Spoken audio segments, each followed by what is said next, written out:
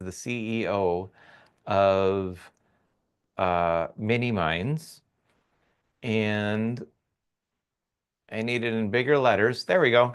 He's a certified general contractor and real estate broker in the state of Florida.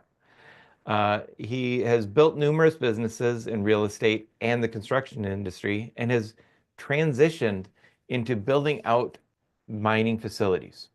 Nathan approaches mining primarily from a business and tax perspective, and with this in mind, has built out numerous sites in Florida, North Carolina, and his company has a fund for accredited investors to be able to passively invest in mining through his company. And with that, we will welcome to the stage a Nathan Poole, and I'm going to, there he is.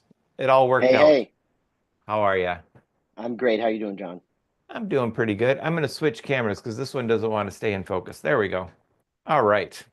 So, are you in Florida or North Carolina? Last time I talked to you, were up north. Yep, I'm up here in North Carolina. Yeah. And how's that mine turning out? Wonderful.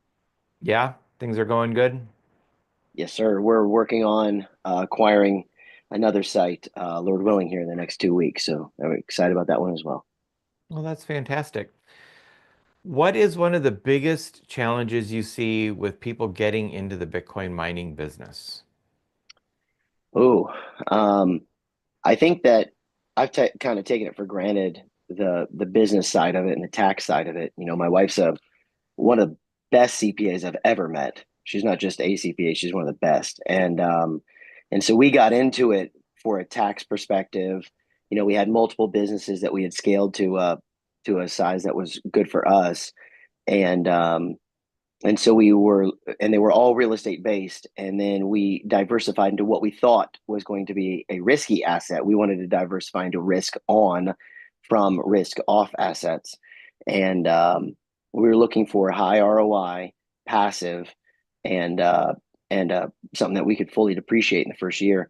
And so we got into mining via that way, which is probably I guess the backwards way to do it, but we got into it from that way, and then now it's become our uh, full time thing and our bread and butter thing. So we've kind of um, uh, allowed some of our others to shrink back in the face of what we're doing with mining.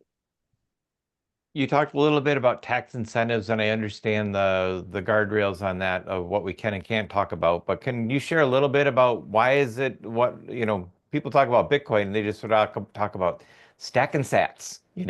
But there Yeah, is like the big thing is tax incentives are a huge part of why mining Bitcoin is such an important thing to do. yeah. I mean, so the IRS currently doesn't have any regulations in terms of how to treat Bitcoin mining yet. There are several ways that they recommend that you can approach it, but there isn't an official way that says you have to approach it this way yet. Now, that's probably going to change with this administration as Bitcoin mining becomes more mainstream. Um, I tend to think that that'll probably go away here in the next 1 to few years. But for now, we're in the good old days where there is no IRS publication saying here's how you have to treat it for now, and so that gives a lot of discrepancy to the Bitcoin miner to say how do they want to treat it. And when we've met with some of the biggest attorneys and CPAs in the field, and we've come up with our strategy, but there's some really good strategies out there for allowing you to uh, use it as a tax mitigation strategy more so than even an income strategy. Okay. All right, so I'm back here. I apologize for that. We had a little, I lost my windows. So as I was trying to clean everything up, I lost everything. So we'll figure it out. Um, so when we talked about the tax strategy, um, you know, when we're getting into the business, I think people are just scared to get in the business. They're scared to take that leap. You help people do that though, right? Correct. Yeah, we've helped a few individuals and companies get into the mining space, and we're a big believer in it being a risk off asset.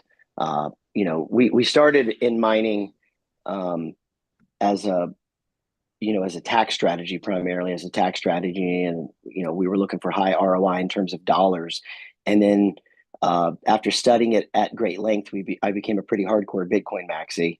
And I actually became such a hardcore Bitcoin maxi that I became somewhat of a Litecoin maxi myself. But in terms of the mining space, uh, I think that it's probably right now one of the greatest spaces you can enter into, both in terms of US dollar ROI and in terms of tax strategies for a business. So we have used mining as non-related sources of income for some of our other businesses, for example. And so there's a bunch of things that you can do in that regard that will make Bitcoin mining even better for either just a Bitcoin business or a non-related business that happens to mine Bitcoin. So you talked a little bit about risk on, risk off. Can you tell us what the difference of that is so we just have like a baseline to refer to? Sure. So in my mind, and again, there's probably 100 different definitions of it. In my mind, something that is risk on is something that's riskier, or something that might not have this great guaranteed return that you might want. But in terms of risk off, it would be a safer asset. So like you can go super safe in terms of like getting an annuity or a CD at a bank, and earn your 0.5% ROI or 2% ROI or whatever. And so those are some risk off assets, or they're deemed not risky by your average investor. And even an index fund, of the S&P is typically considered a to an extent risk off, right? It's not too risky. Like you can look over a large scale time frame and say, hey, I'm going to on average get my 8% and call it good, the rule of eight or whatever. But and then we were primarily in active income endeavors. So everything from general construction to, spec homes and land flips, civil contracting, uh, mortgage industry, real estate industry. These are typically they're considered risk off because they're industries in the real estate field, and typically the real estate field has an average growth that's commensurate with the average population growth in a particular area. And so when you look at a high population or a densely populated area that's growing, it's typically considered not risky to go into a real estate business in those industries, and that's what we did for since 2010. And then about 4 or 5 years ago, when we branched off into adding what we thought to be risk on, or a riskier asset in terms of crypto mining. And at the time, it was crypto mining for us anyway. I mean, we tried mining everything, and we ended up settling on Bitcoin and Litecoin only, just because we felt that they were truly risk off and not risky, if that makes sense. You talked about the tax incentives, you know, how can we find, how can, as a Bitcoin miner, we're operating a mine, whether it's a 0.5 megawatt or 10 megawatts, how can we find some of these tax incentives or tax opportunities that you've found? Do you offer consulting for it, or is there places that we can reach out to? Yeah, I mean, you're feel free to reach out to us. Our website's miniminds.com, or I can even share my cell phone if you want, but text only. Lots of times my calls go to nowhere. So feel free to text me. It's 863-602-1359. And so you can shoot me a text. I'm happy to talk. I've talked with numerous individuals about helping them get in the business itself. But there's just so many plays from a tax perspective that just make it really great. So, and what we've done is we've really structured our business in such a way as to have it be really a tax benefit or a tax haven for us. So even though it's a high ROI, you don't have to treat it that way, right? Um, so for example, like opportunity zones are a way that you can take and shelter capital gains, including capital gains if you were to sell Bitcoin, for example. You can buy a piece of real estate that has electrical capacity, or that you're able to add electrical capacity to, and you can buy that real estate if it's inside of an opportunity zone, which is a map dictated by the federal government. So you can look up, opportunity zone map, and make sure that an area you're looking at purchasing is sufficient for an opportunity zone. You can start an opportunity zone fund.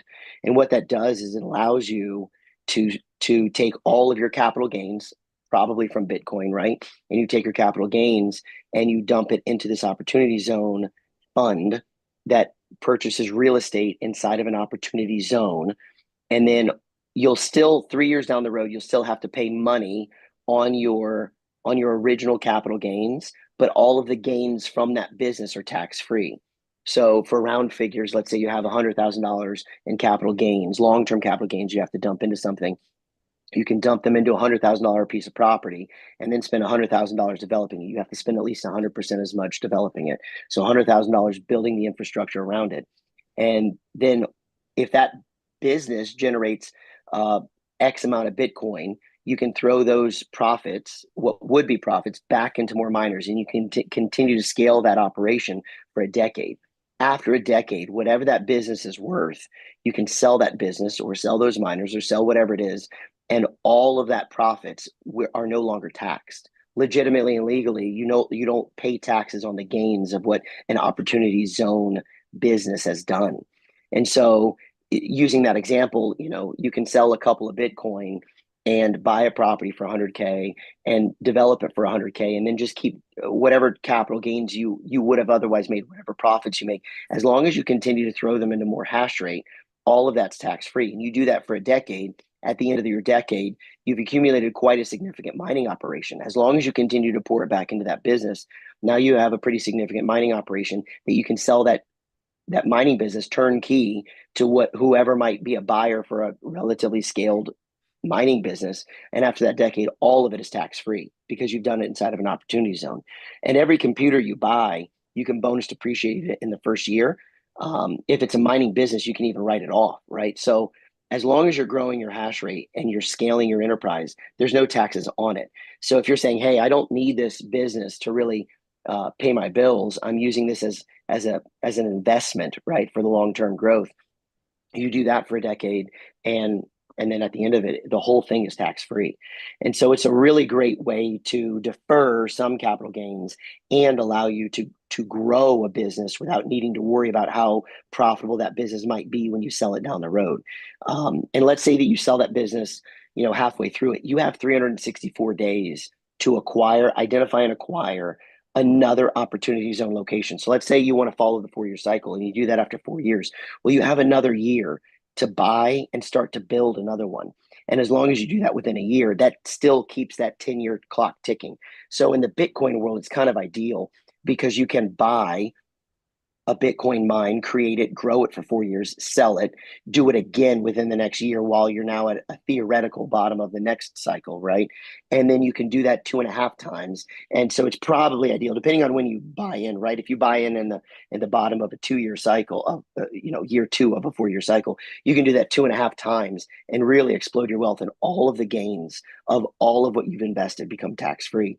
And as you're scaling it, as long as you're taking your profits and your proceeds and directing them back into mining, and your hash rate's exploding, your profit in your pocket might not go anywhere yet, but we're not in this for the short term. We're in this for the long term. So as long as you're in it for the long term, you're all right. And so that's one thing you can do. The 100% bonus depreciation the first year is another incredible tool, which again, you, as long as you're not recapturing that in the first year, or if you do sell it and recapture it 1 year, you buy more computers. So really, as long as you're reinvesting in your business, you end up getting this incredible opportunity that to have a really high ROI business inside of a tax structure that means you never have to pay tax on it, all legally and legitimately. And again, none of this is tax advice or business advice. Feel free to, you should consult your lawyer and your CPAs, but this is the route that we've gone, both with our internal CPA and external CPAs and attorneys as well. And it's just a really sound business strategy. Obviously, these strategies aren't for your day traders, right? These aren't for people that are looking to get in and make $100 and say, "Congrats, I won." These are for people looking to build genuine wealth over a long-term time frame.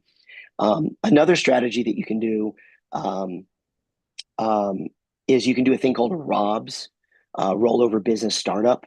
And so a rollover business startup, that is a C Corp. It's actually the only time I would ever recommend anybody to ever start a C Corp or an S Corp. But a rollover business startup is a C Corp that allows you to own the business. Let's say you can't do the opportunity zone. You have to find something outside, or you have multiple endeavors, right? We have some mining sites that are in an opportunity zone and some that are not. So for the ones that are not, we manage them and run them through a ROBS. And so that's a rollover business startup. I like to say that it's called a ROBS um, because it was designed by politicians for politicians to rob us, right? And so this is the type of businesses that the politicians use. But you can literally Google it and get with an attorney that's good with starting a rollover business startup, and it allows you to take a very small amount of equity in a 401k, roll it over to a Roth. So now you have a Roth 401k. You can't touch it till you're 59 and a half. But again, we're talking long-term plays. So if you're talking to somebody that's in it for the long haul, this is the type of thing you want to be in, and it allows you to run a business inside of your Roth 401k. And when you're done and sell it, there's no taxes on it. And if you decide to, you can also make contributions to your SEP IRA. That's a SEP stands for Simplified Employee Pension, I believe. So a SEP IRA, you can you can invest up to 50% of your earned income in your ROBS. So if you pay yourself a salary in your ROBS, up to half of that, you can pay yourself into a self-directed IRA that's also tax-free. And you can pay it, for example, in Bitcoin, Bitcoin and Litecoin, which is what we do.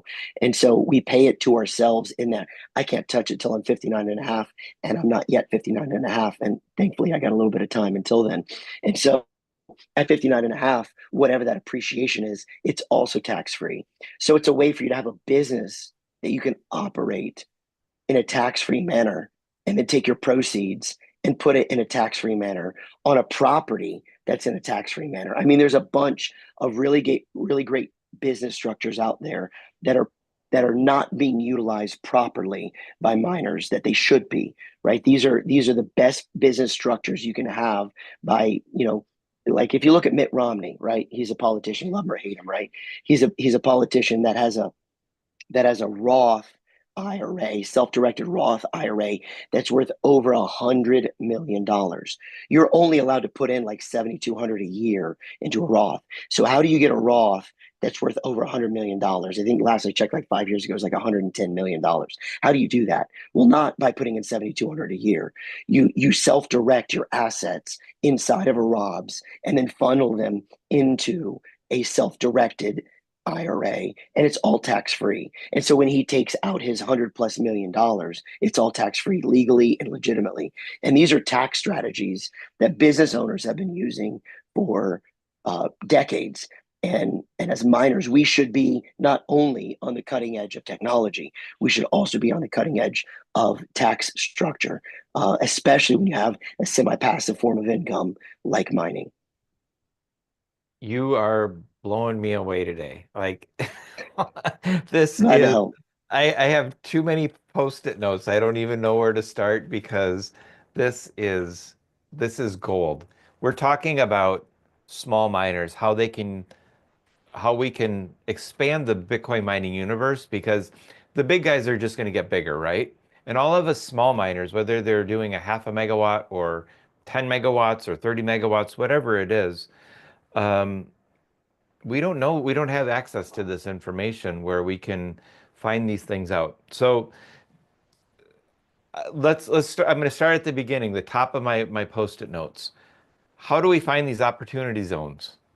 You can literally Google opportunity zone map in the United States, and there's three or four hits right at the top of the page that'll give you a map, and you can zoom in. It's interactive. You can zoom in and say, like, you can identify a site, and if you're torn between three sites, you might look at these three sites and say, and compare it to the map and say, but this one is in an opportunity zone, and it's a semi-arbitrary map. So, for example, we were looking at a old newspaper plant in the Central Florida area a few years back. Thank God we ended up not buying it because we ended up having bigger and better spots to get. But the map was gerrymandered in such a way that there was a very straight line dictating this is opportunity zone and this isn't, and there was a little cutout allowing this old newspaper plant to be in there. So it's like whoever drew the map was like, we're going to give our friends in the media a little cut of this opportunity zone business, chance. And so you can see like the politics behind it. Somebody was saying, "Hey, we want this particular leaning newspaper to be able to have this privilege of the tax." So they this really clear latitude line, and it was just chopped out of it, just a little nugget out of it, allowing it to be an opportunity zone. But you also, if you're in an opportunity zone, you can do a bunch of really neat things with multiple LLCs. I would highly recommend not mining in a single LLC. You want to diversify your risk and you want to diversify your LLCs. And so, if you have an opportunity zone business, for example, let's say you buy a property and you want to go to that opportunity zone. We're in the process of that now, where you want to move to that opportunity zone. The existing miners, they can't be your opportunity zone business because you can't just sell them out of one and into another. You have to start a brand new opportunity zone fund in an opportunity zone business, but now all your new miners can go in there. So you can't just transition from non-opportunity zone to opportunity zone, but you can start a new business and all your new miners get deployed as part of a separate LLC that's also operated from there.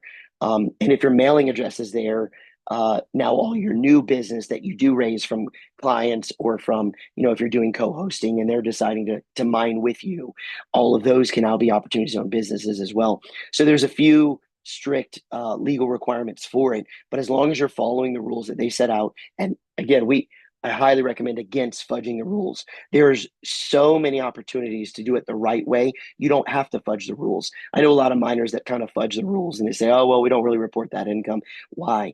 If you fail to report your income, they can go back after your income from birth, right? If you underreport your expenses, they can only go back 3 years. So, like, why in the world would you ever want to hide income?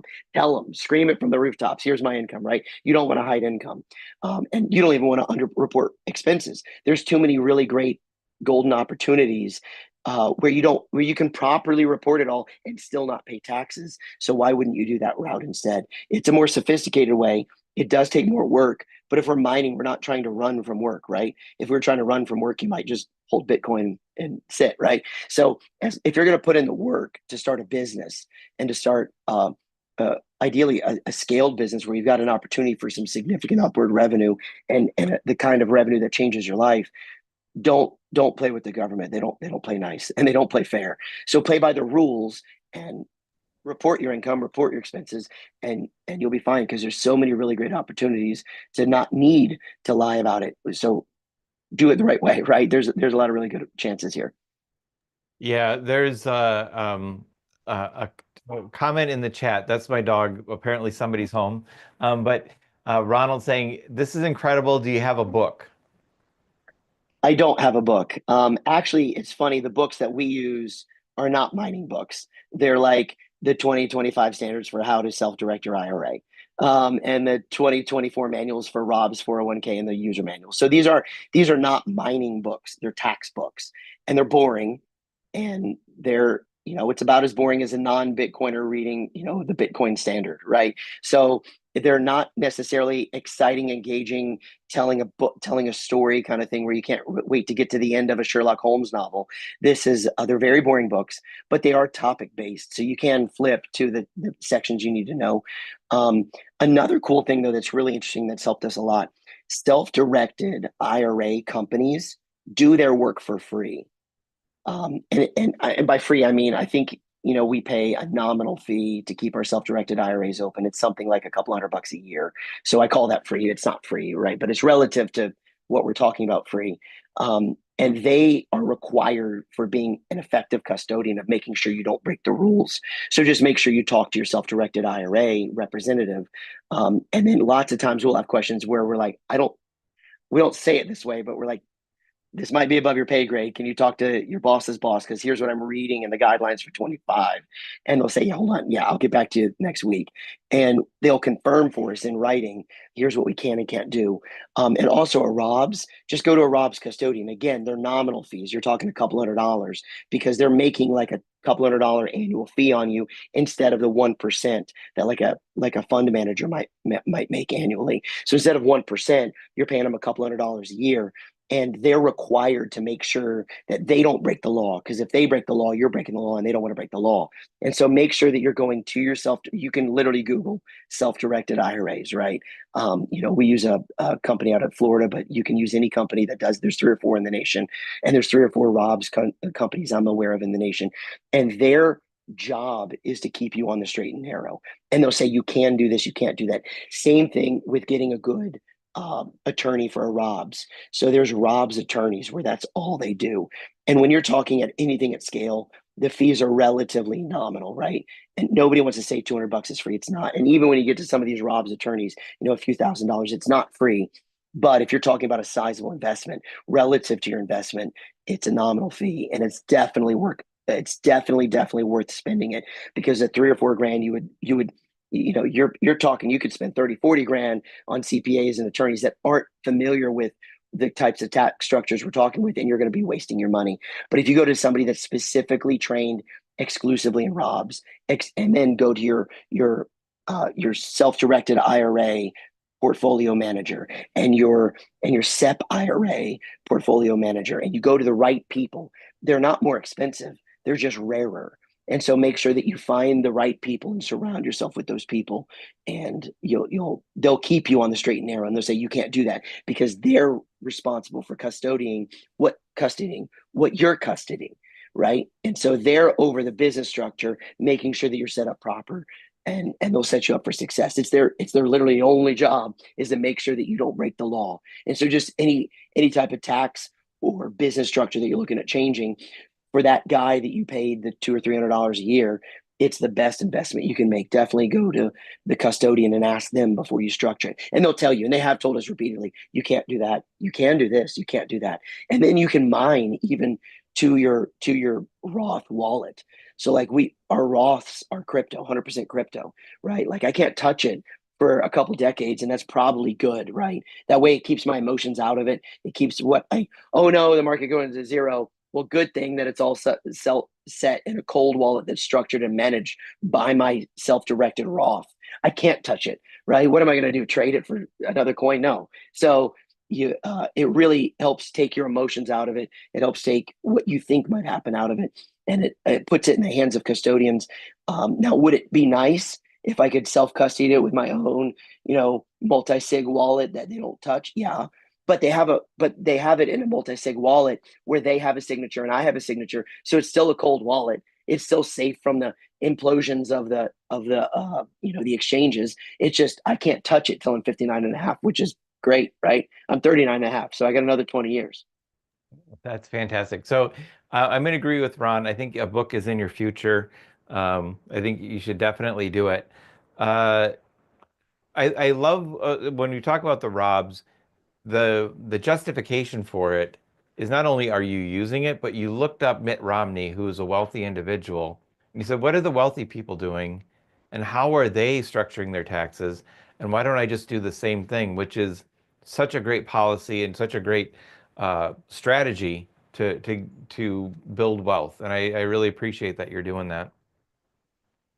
Yeah, thank you. We kind of came in to mining from the back door. So I've known my business partner for 15 plus years, but we met him in this capacity at an investor conference, and he was speaking on tax strategies for real estate investment trusts and private equity, and we were just starting to get in the private equity field ourselves, and so we kind of went at it from a business perspective instead of a mining perspective, right? Like, people ask me what do miners do, and I understand the technical component, right? Like you're solving a complex math equation, but that goes over so many people's heads. So I use like analogies that fit to my tiny little general contracting mind, right? Like, so what is mining? Well, we're the Federal Express, or we're the Western Union of crypto. So people send money from point A to point B. We're the hardware behind the software, and we take our little cut off all those transactions. And even though it's less technically accurate, it's more fathomable and comprehensible by people that are used to TradFi, and they're used to the bank, and they're saying, okay, well, I spend $25 for my wire transfer. Yeah, well, we get that $25 and we do it on the decentralized platforms. And then you have to explain decentralized in a way that TradFi people get it, which is a whole other ball of wax, right? But Yeah, that's a whole new thing. Okay, we're going to jump back into the opportunity zone uh, and a hot topic, tariffs. So mm, tariffs are all the rage. Everybody's scrambling and worried and everything else. How do tariffs work in opportunity zones, and are they exempt? um, I'm unaware of any exemption from tariffs impacting an opportunity zone. I mean, and I'll save conversations on tariffs specifically for somebody far more educated than myself. I know how they impacted our businesses in Trump's last term. It was a short-term pain followed by long-term pleasure.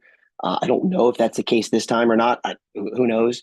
But we're beginning to see it, right? In terms of short-term pain, but usually it ends up easing prices in the long term. In terms of what we do, right? So my copper price, for example, I care about because we have a lot of wires and we have to buy a lot of cabling and wires. Um, and so, in the long run, on a 4 year span for us, it helped us tremendously in Trump's first term. I tend to think it'll probably do the same this time. I don't know, right? I'm not a politician or a political advocate, I guess you could say, um, but I tend to think that they will probably be good for us in the long run. But I do know that in terms of an opportunity zone, I don't think that they, um, I don't think that they've really had a noticeable impact for us at all. I don't think that they impact opportunity zones at all because they're only American based. So you're talking like an international thing as it relates to like a local thing. And so I don't think that for us anyway, it makes too much of a difference. I do know that our electric rates have increased significantly over the last 5 years.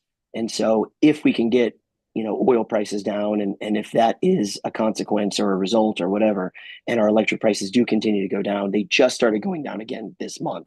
So I'm quite happy with that. And so if they continue that trajectory, I'll be even happier, right? We want our low electric prices.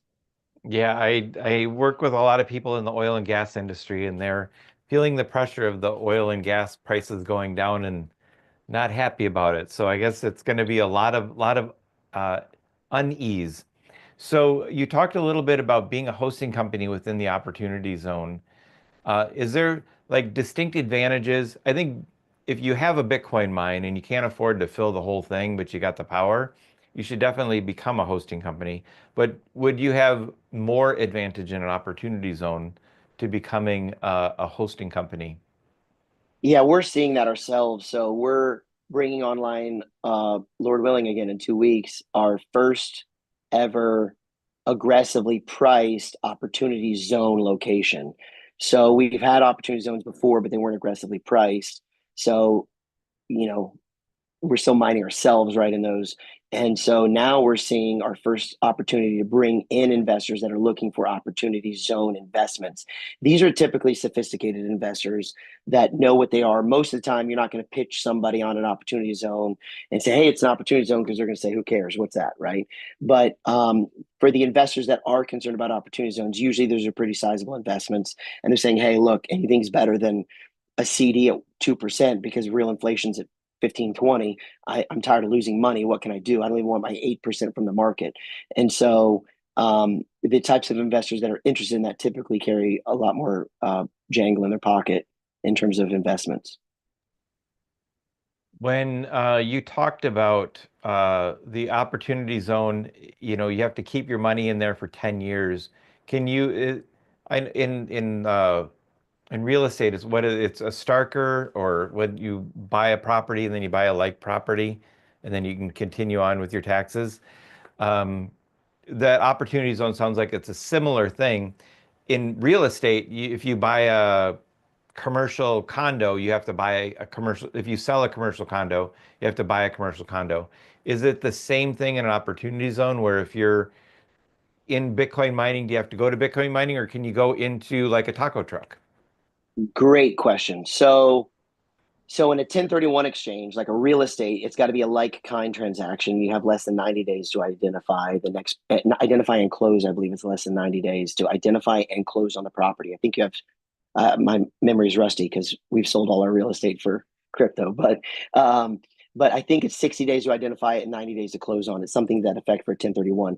The state of Nevada has a really unique 1031 structure where they allow you to 1031 from a business into another business, but it's got to be a state of Nevada uh, LLC. It might just be even Las Vegas. So you have to have your operations out there, but we haven't tangled with that yet. What we're doing is an opportunity zone to opportunity zone transfer, which gives you 1 year to close on the property, 364, I think, days to close on the property. And then you have up to, I think you have up to another year to reinvest the same amount that you spent on that property. So let's say that you have a property that you sold in an opportunity zone or in a non-opportunity zone. Let's say that you, or Bitcoin, you sell $100,000 worth of Bitcoin. Let's pretend Bitcoin's still at 100K, right? So you sell 100K in Bitcoin, you sell a whole Bitcoin, and you bought it at $1, right? So I've got $100,000 in capital gains, long-term capital gains that I've got to shelter. You can buy inside of an opportunity zone up to 1 year later, and then you have to spend that amount also on growing the actual business itself. Now that can be infrastructure, it can be transformers, it can be a mining site, it can be ASICs, it can be whatever. I wouldn't waste your ASIC capital deployment on that though, because it needs to go to, I think it needs to go to infrastructure. So let's say that you sell your 100K, you would want to buy a property for 50K and then spend 50K on the site and getting the electrical power to it, and then take any excess money that you also need to depreciate. So you sold one Bitcoin, you made your 100K, but you're also, if you're doing that, if you held from $1, you've got some other tax problems, right? So you now take your other business income, and let's say you had 100K that you don't need to deal with. Now you take that and put it in your ASICs. So that covers your 100K from your other income that you don't want to deal with, and the 50K in the land plus the 50K in the land development covers your opportunity zone 100K. So now you've covered your long-term capital gains and your active income, all of that going tax-free. Now, if you sell it, it does not have to be like kind inside of an opportunity zone, but it does have to be from opportunity zone to opportunity zone.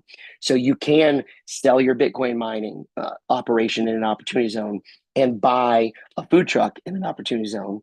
But I don't know about a food truck per se, unless your office is in an opportunity zone. But yes, but a restaurant, let's say, just to be safe, you can buy a restaurant in an opportunity zone. And it doesn't have to be like kind, but it does have to be opportunity zoned.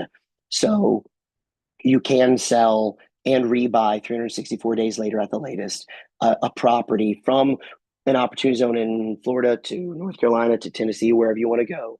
And you can, as long as it's in that same opportunity zone map, you're set. Yeah, I mean, that's such an important piece. Uh, I think it gives a lot of possibilities for people to rethink their strategy and going into a Bitcoin mine.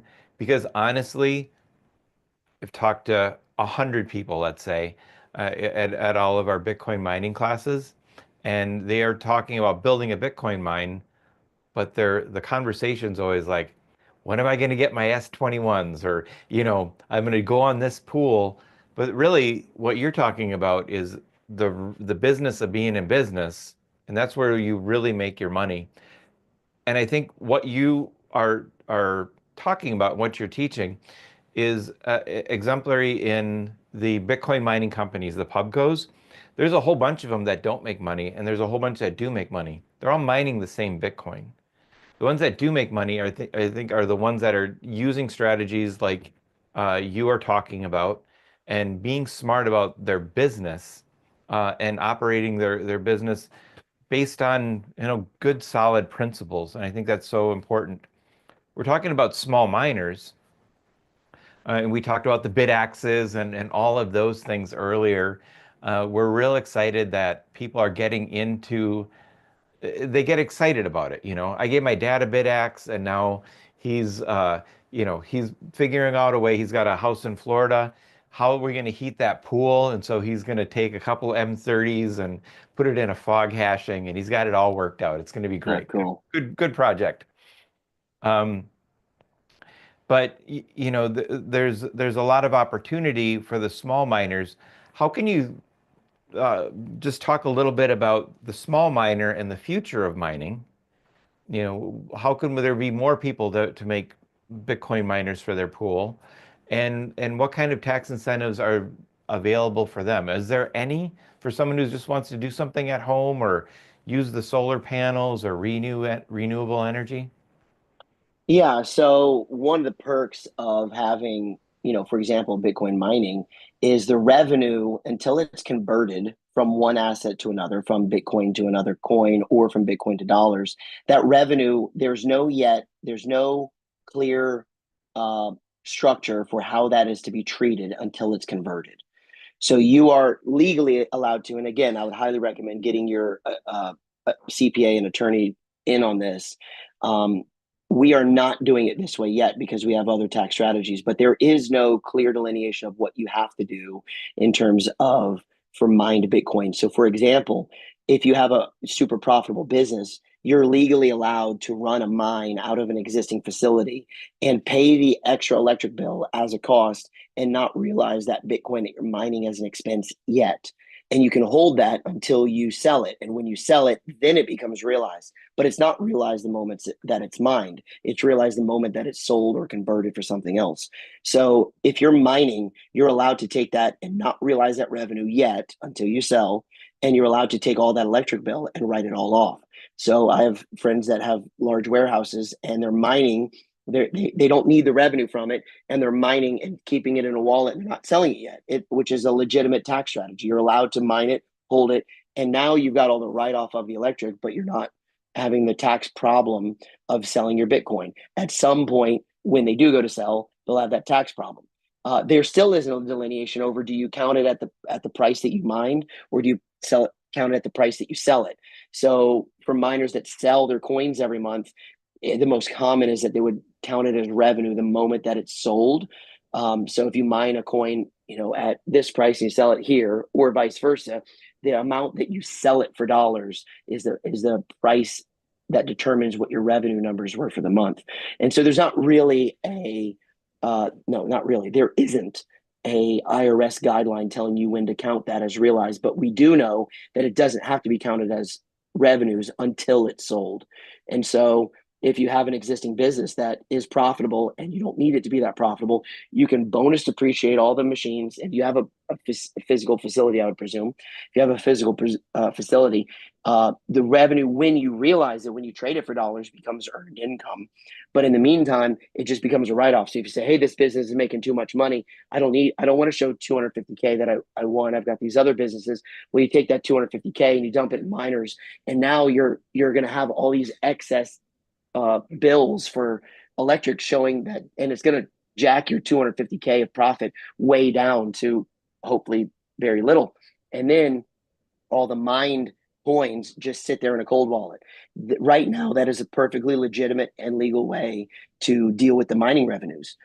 There isn't yet a publication from the IRS determining how to do that. Now, again, I think that's probably going to change, and they may even make it retroactive. So we don't know how much longer this golden era of crypto mining is going to be, but it is right now a legitimate play.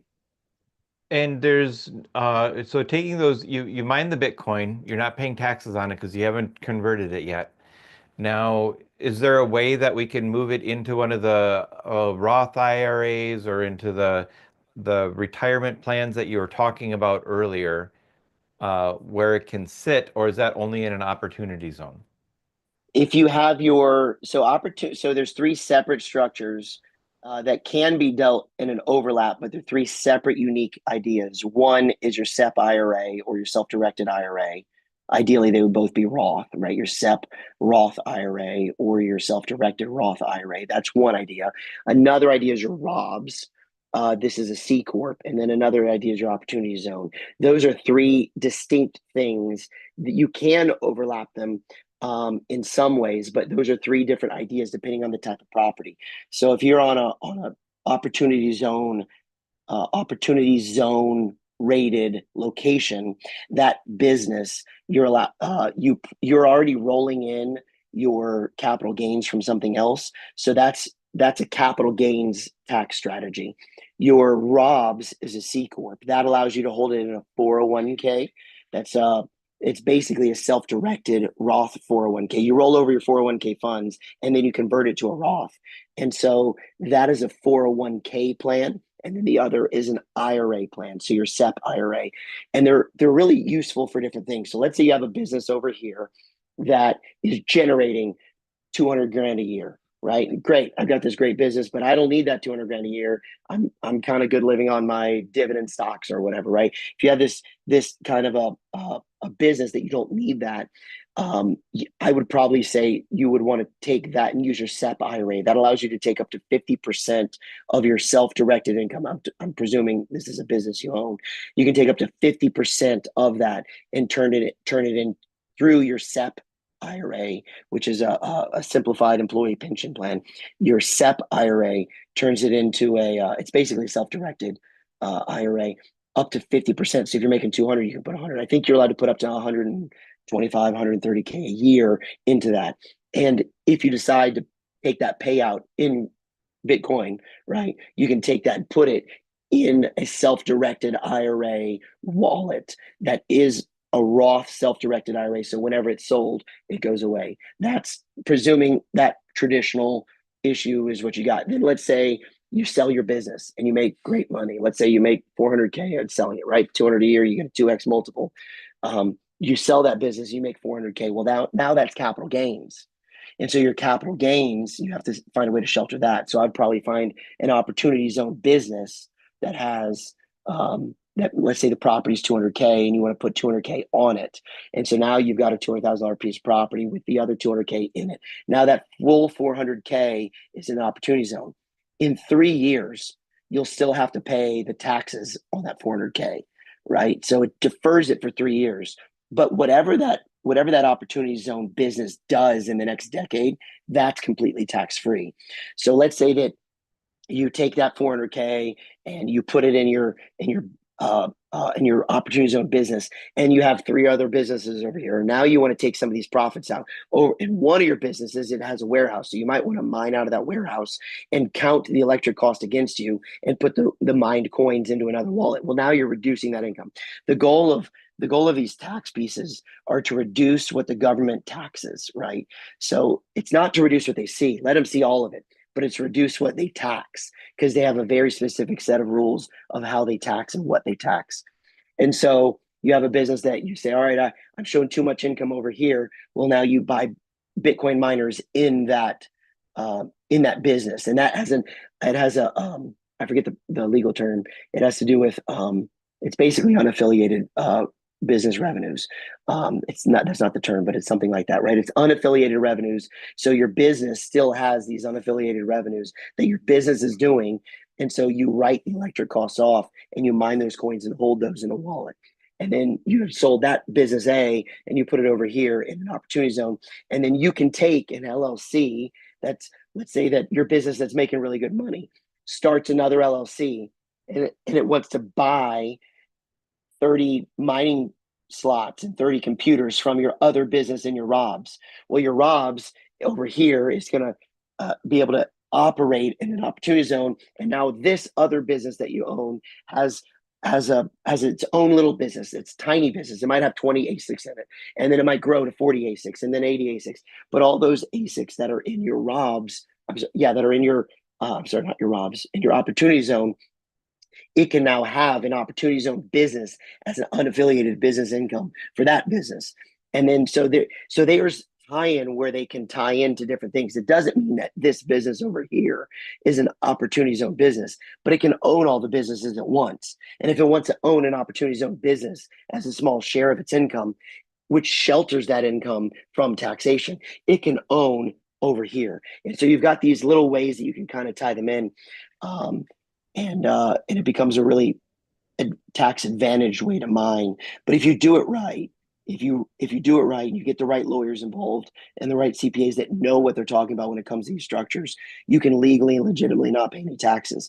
Taxes aren't really, I guess the way I've kind of come to see it is, taxes aren't really the way of the government wanting to take our money.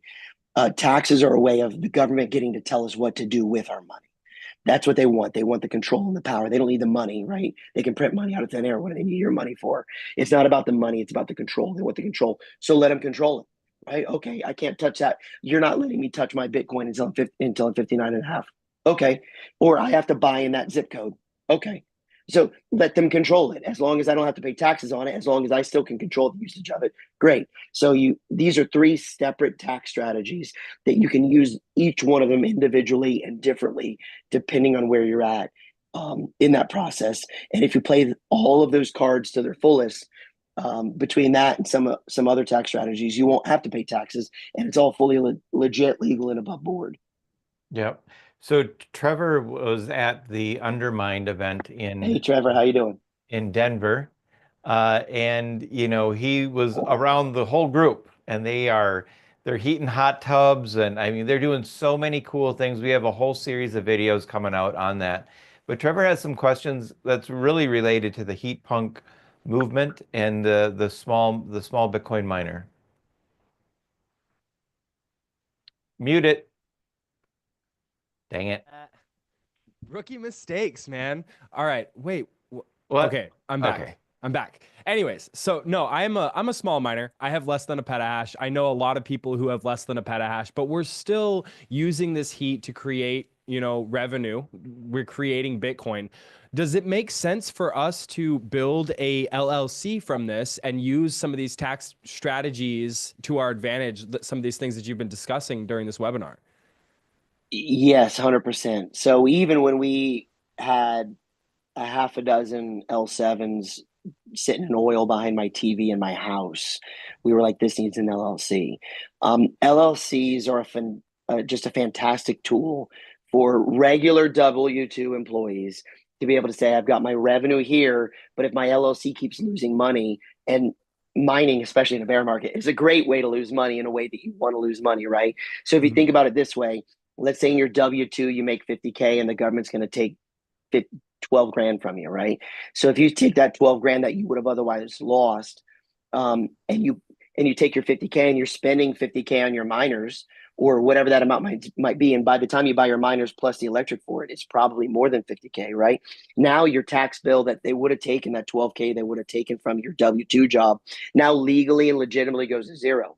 Because if you spend $10,000 in miners and your electric bill is $1,000 a month, well, half of your 52K, you just lost 22 grand in it. And so it goes away. But if it's not in an LLC, they're going to view it as a hobby, and you can't really write off your hobbies. So even hobby miners, in my opinion, should have an LLC that they they're using for it. Even a small, tiny business, because you can also write off so many other things. An LLC is a wealth of write-offs. So, for example, if you have an LLC, and mind you, I'm talking about document everything, right? Save every receipt, save every photo. But if you have an LLC and you say, I'm going to set up my home office, and my home office is bedroom number 3, and I set my desk in there and I take pictures of it, that percentage of your square footage you can write off as an LLC expense for a home office. So if your house is 2,000 square feet and you have a 200 square foot office, well, 10% of all of your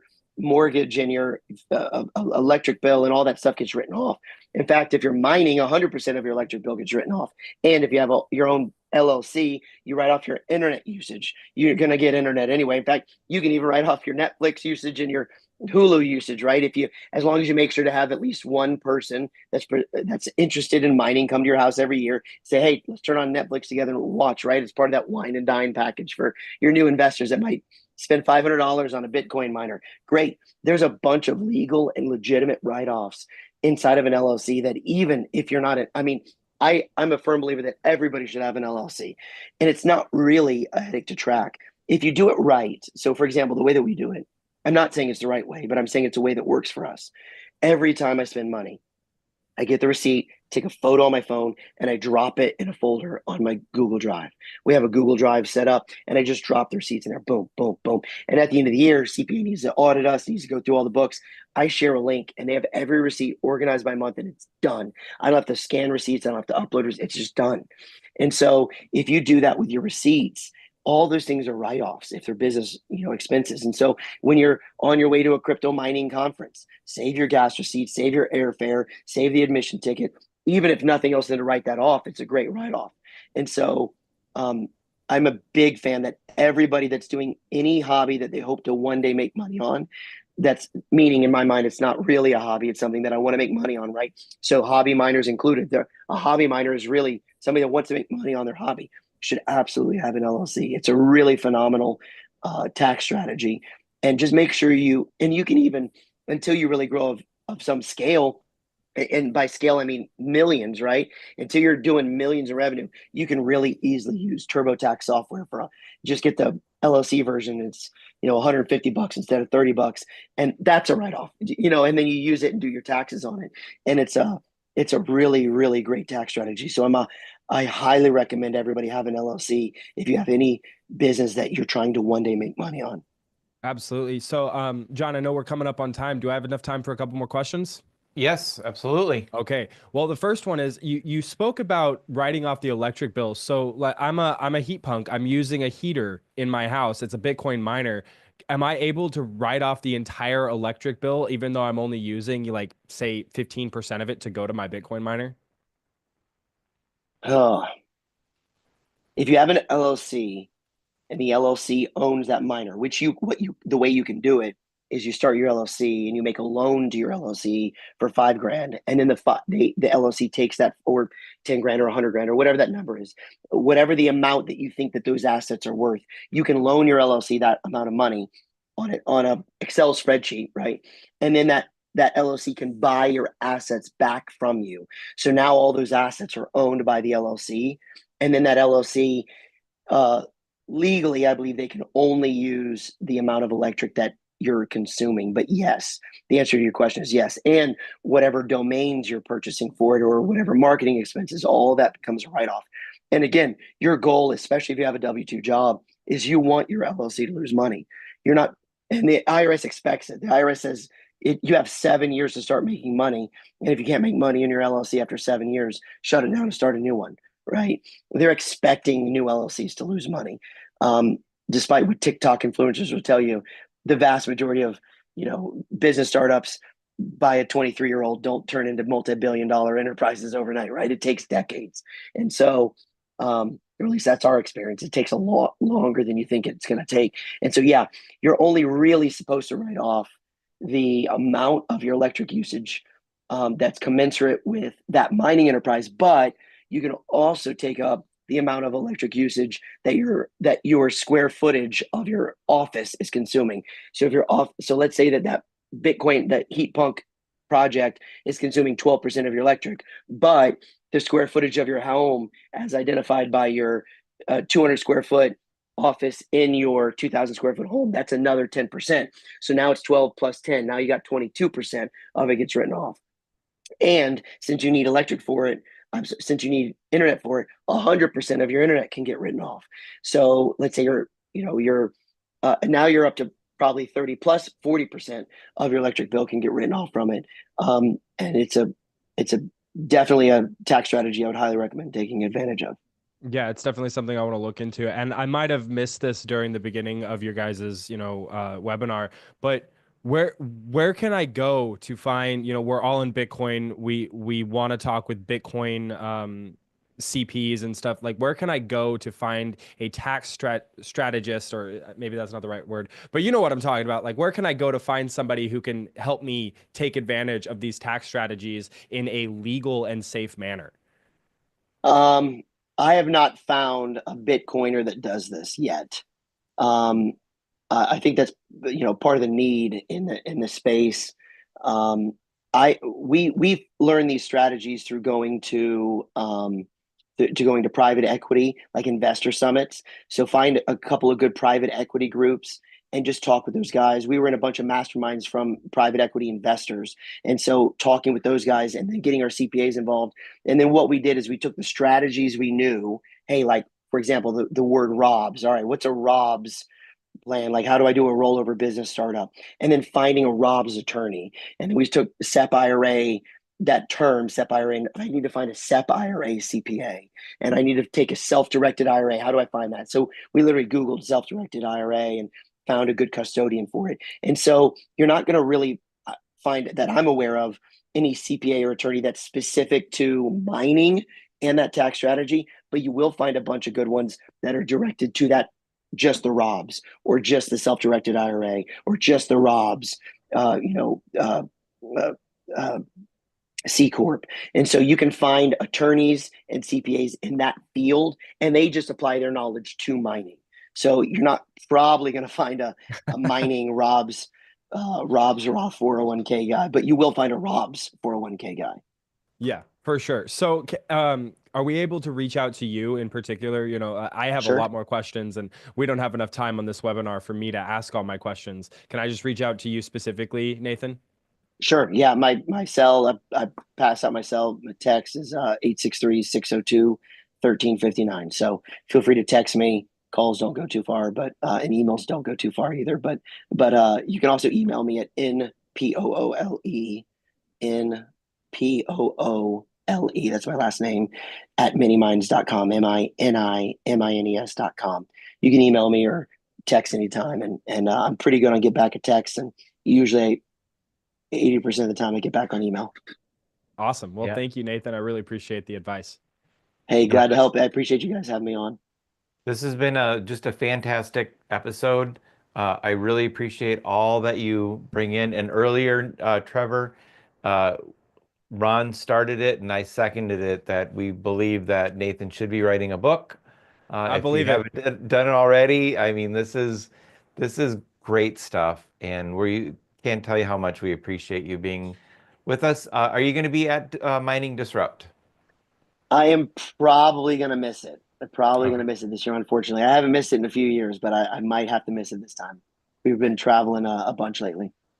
Well, if we don't see you there, we're having a meetup with the mining mafia, and Trevor and I will be there, learning everything new about mining at Mining Disrupt, and then we'll be in Vegas.